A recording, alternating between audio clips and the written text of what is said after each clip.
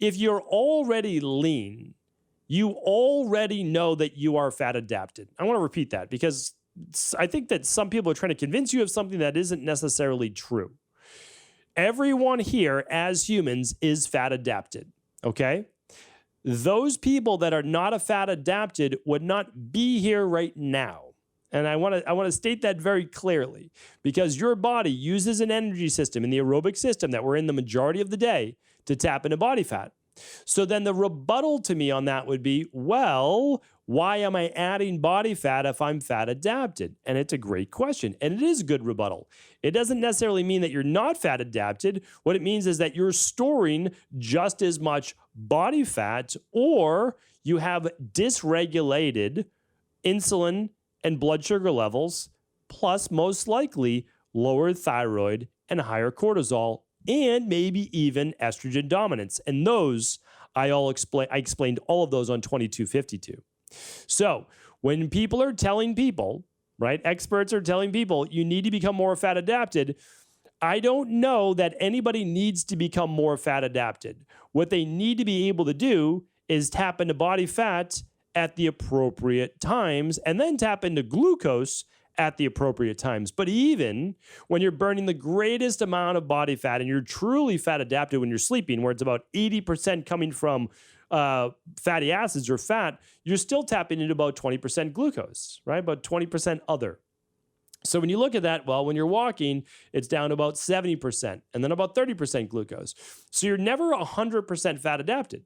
So when a lot of people are out there trying to somehow override human physiology and say, no, I want to become fat adapted. Listen, I get it.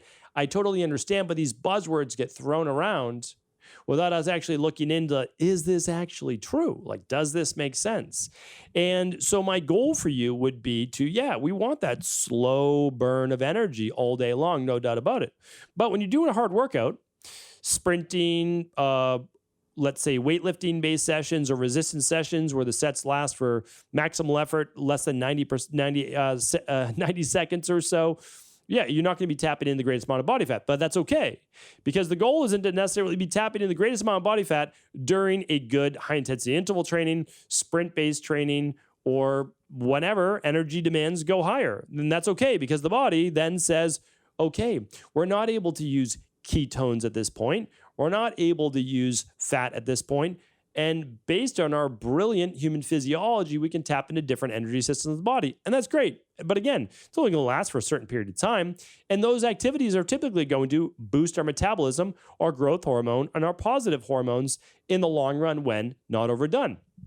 So I believe the real goal that people are saying with fat adapted is to get you to follow whatever their guide may be, or those people that are truly understanding of becoming fat adapted are just trying to get you to better utilize body fat as a fuel source.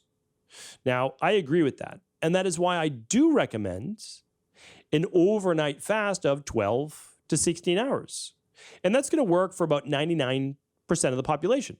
1% might be suffering from hypoglycemia, Addisons disease, chronic fatigue, etc., where they actually, their body, again, it's imbalanced, right? I was there myself. I had Addison's disease and plenty of other health issues as well, that's for sure.